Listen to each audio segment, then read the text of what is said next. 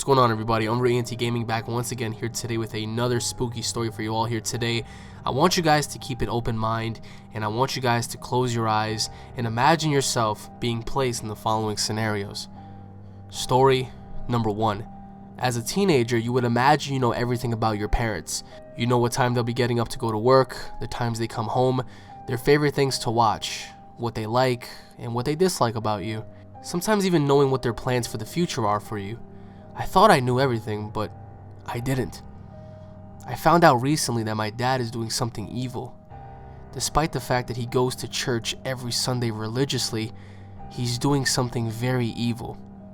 It was on a cold night in January, around 3 a.m., when I heard my dad in the basement. Normally, the basement door is closed, however, that night, he left the door cracked, and I could see inside a little. I can hear him saying something in what sounded in Latin.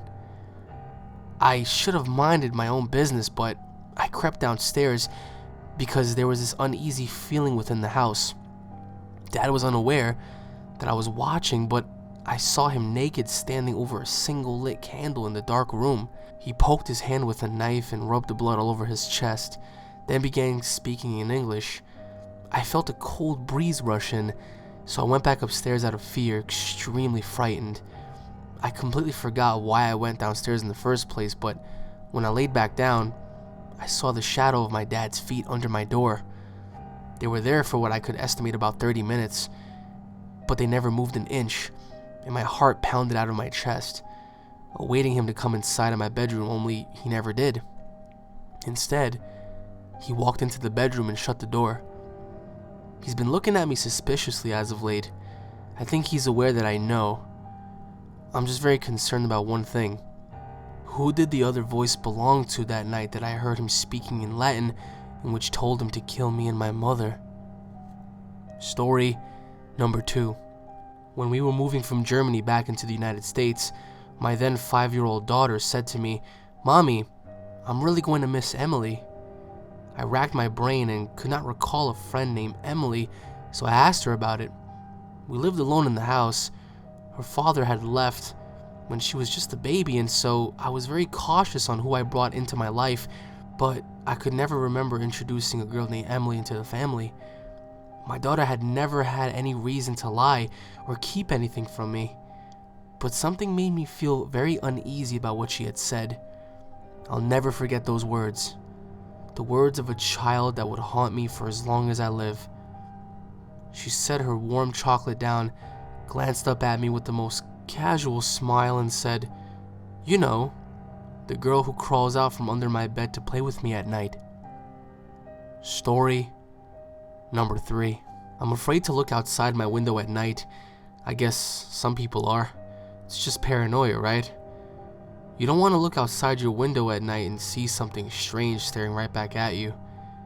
But again, it's just paranoia, right? Too many horror movies left me in abundance, and I just didn't want to look outside my window anymore. Occasionally, you'll glance outside your window at night. You may want to know what the weather is like, or maybe just check up on the moonlight or just get some fresh air. Regardless of the reason, you're not expecting to see anybody standing outside staring directly at you, are you? You should go get some sleep, but you don't want to spend more time watching TV or listening to UnrealEntGaming on YouTube. But some things sometimes just tend to keep you up. You see a shadow of a figure just outside of your window. You quickly glance away, but just as you look back at it, you notice that it's gone. I mean, you're relieved until you decide to climb inside of your bed and get some shut-eye. The same window you were staring out of is now beginning to make strange noises, almost as if something is trying to open it from the outside. Something from the outside trying to get in. You leap out of your bed to check it out, but the window hasn't been touched. It's at that point you realize that whatever was outside staring at you while you were at your window is now inside your bedroom, staring and standing right behind you. Story number 4. When my daughter was 3, one day she came to me while I was on the couch watching TV, sat by me and said something very unusual of her to say. She said, "Mommy, remember before when you were the daughter and I was the mother? They came and chopped all our heads off. Chop, chop, chop, chop, chop, chop, chop. The whole village." It spooked me a little at first as I listened to her as she made these vicious chopping motions every single time she said the word chop.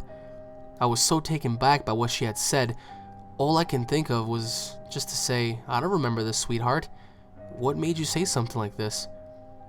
She responded by saying, "You don't remember, Mommy?" "No," I said. And it was at that point she said something that terrified me for the rest of my life. She climbed off the sofa and began to quickly walk away. But just as she has done so, she uttered out in a faint, low tone, "I'll make you remember." Story number 5. A father and son moved into a new house one day in a fairly beautiful and quiet neighborhood. One evening, the father saw the son, and he was looking oddly pale, almost as if he was terrified. "What's wrong, son?" the father asked. "Dad, do you believe in ghosts?"